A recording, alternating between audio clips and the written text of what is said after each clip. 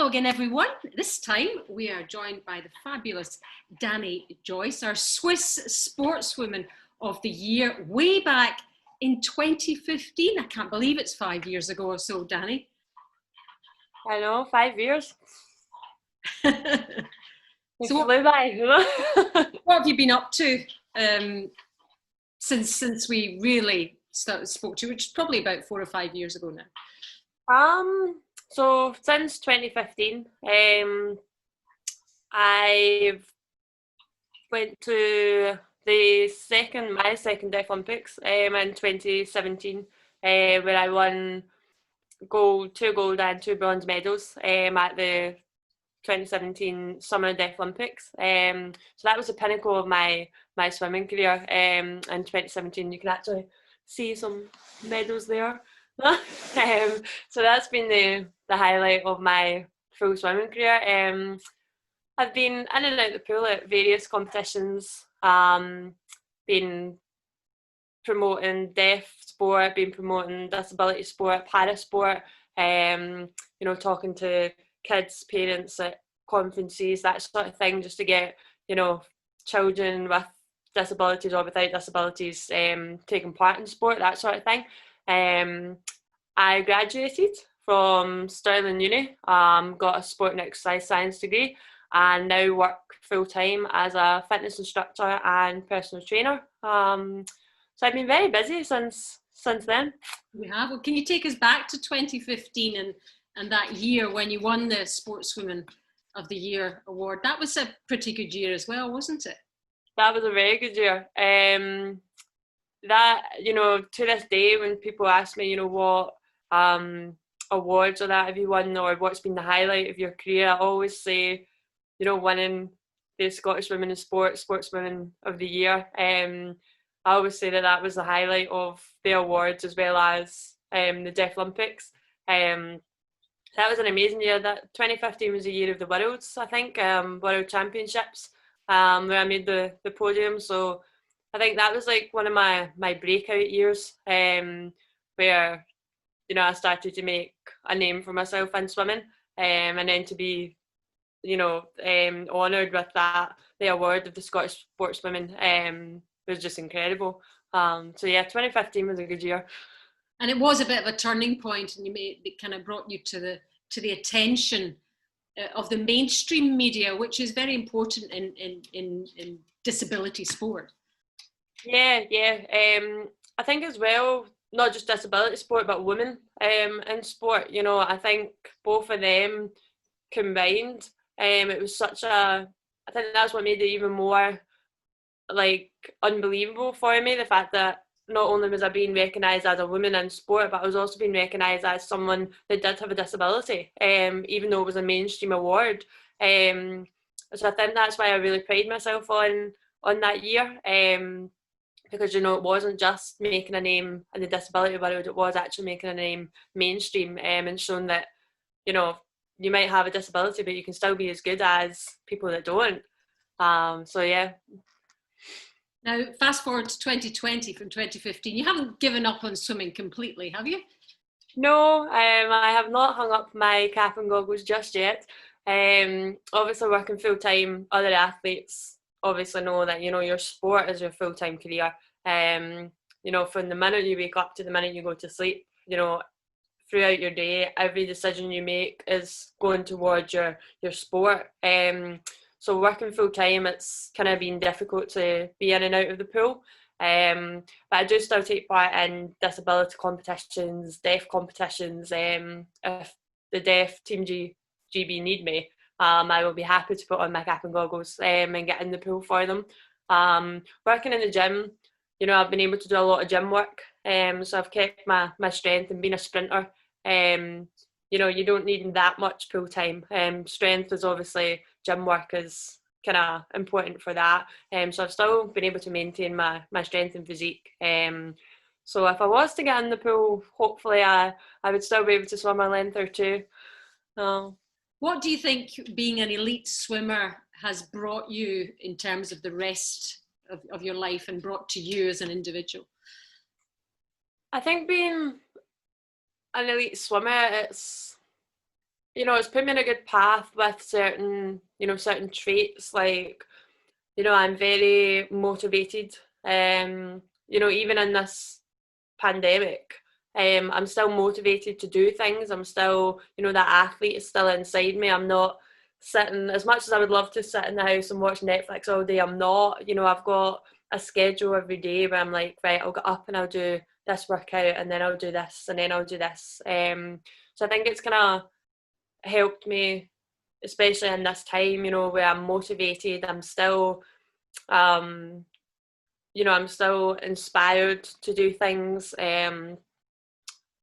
Like timekeeping as well. Like, being a swimmer, you're going places and stuff. You want to be on time. You don't want to be late. And obviously being a personal trainer, it's important that I'm on time for clients, that sort of thing. So there's many different aspects of being a swimmer that has helped me throughout everyday life. I think that goes with all sports as well. You pick up things, and you take that with you through the rest of your life. And what have you missed? I mean, there'll be things that probably helped you through the pandemic. What have you missed that you haven't been able to tap into, or what's been the big thing for you during this last 3 months that's made a I difference? think it's just the little things. It's like, if you want to go grab breakfast with someone, or you want to go grab a coffee, you can't do that now.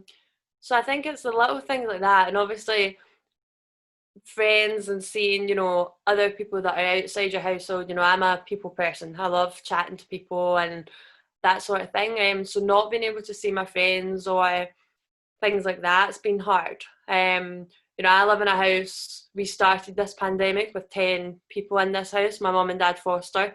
So we've got like 6 kids under the age of 10, and it's like, plus there's me and my other siblings. So I miss having conversations with adults, you know, um, that sort of thing. But I think it's the little things that people miss.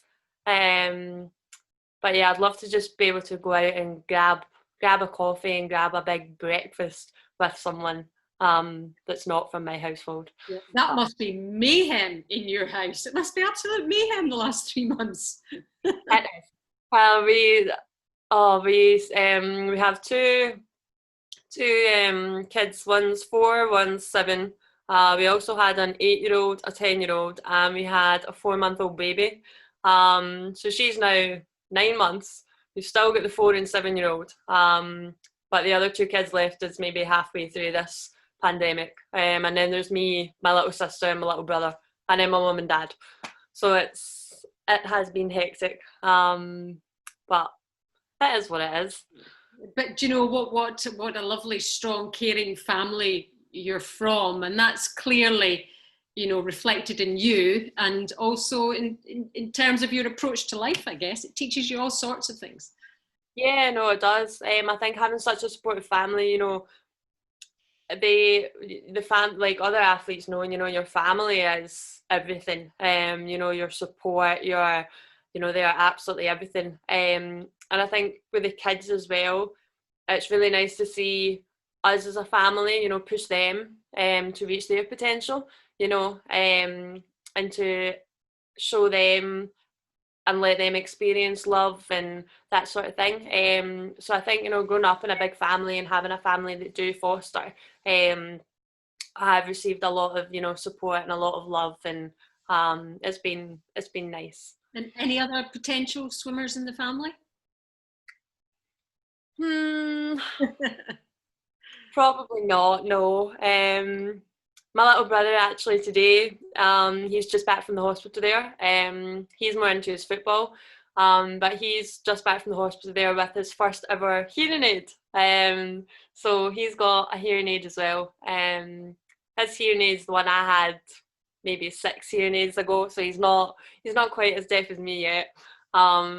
But he's just got that today, so it'll be interesting to see how he copes with that. And hopefully I'll be able to help him and get used to it and stuff. But getting into sport just helps with so many things, doesn't it? It's a great outlet, and you've found that. Oh yeah. It opens up so many doors, so many pathways. You meet so many amazing people as well. I know that's the one thing I do miss is racing and competing. The feeling of racing and competing and being with your teammates and, the competition atmosphere and stuff. The adrenaline, all that. I really do miss that. So it'd be nice to get that back, whether I'm competing or watching. We've not had sport on the TV as well, and it's just been like, it's mad. Like, you don't realise how much sport has an impact on the world. Just to finish, do you see yourself, because you're obviously personal training and you're a good motivator, do you see yourself potentially going in at some point as coaching swimming? It's always been something that's in the back of my mind. I do teach, one-to-one kids, whether they're deaf or have other disabilities. So I do one-to-one teaching with that. Coaching, I'm not entirely sure yet. I wouldn't rule it out. But we'll just have to see where life takes me. I might end up on poolside. I might end up back in the pool. Who knows? Who knows? Well, thank you very much indeed for chatting to us today, Danii, and good luck with whatever lies ahead, because you look absolutely amazing. So I think you could, whatever you set your mind to, you probably will do so. Thank you. Thank you very much.